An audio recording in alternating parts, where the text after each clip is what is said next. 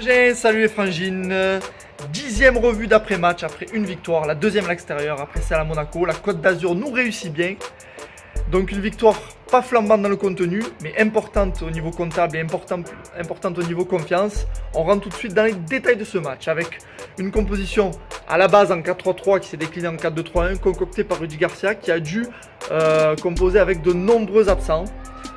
Donc une composition plus ou moins logique avec une défense à peu près type centrale qui se dégage, Camara, Rami, et le retour de Mandanda aussi qui fait du bien quand même. Et au milieu, bon, on avait Strootman, Sanson, Lopez.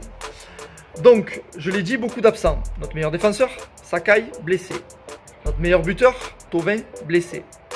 Notre quasiment meilleur milieu de terrain, Gustavo, suspendu. Sans parler des NJ, Ocampos et compagnie. Donc très compliqué pour moi, pour Rudy Garcia, d'envoyer une équipe vraiment cohérente. Malgré tout, il a essayé de mettre une équipe un peu technique au milieu, mais qui n'a pas joué sur ces valeurs-là. On a joué sur des valeurs un peu de combat. On a laissé le jeu aux Niçois. On sait que les Niçois, ils sont faibles en attaque. Ils ont marqué que 9 buts cette saison. Donc on les a laissés avec leurs points faibles et on a essayé de leur faire mal. Écoutez, le plan a fonctionné. C'était pas très beau à voir, mais le plan a fonctionné. Donc on peut être content de ça.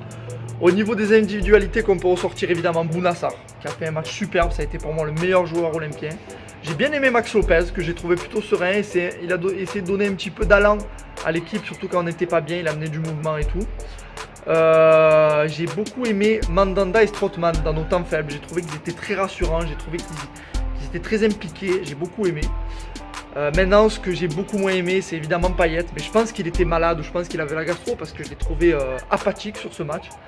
J'ai moins aimé également Radonjic, assez brouillon. Et Amavi, qui me fait toujours très peur. On s'en sort quand même avec les 3 points, messieurs, dames. Et ça fait plaisir. Et surtout, on est plus serein avant d'entamer une semaine décisive avec la Lazio et le Paris Saint-Germain. Donc, espérons que là, on lâche tout. Qu'on soit plus flambant dans le jeu, mais surtout, on n'a rien à perdre. Donc voilà, et qu'on offre une belle semaine à nos supporters parce qu'on le mérite. Voilà, je vous souhaite à tous une bonne semaine. Forza OM.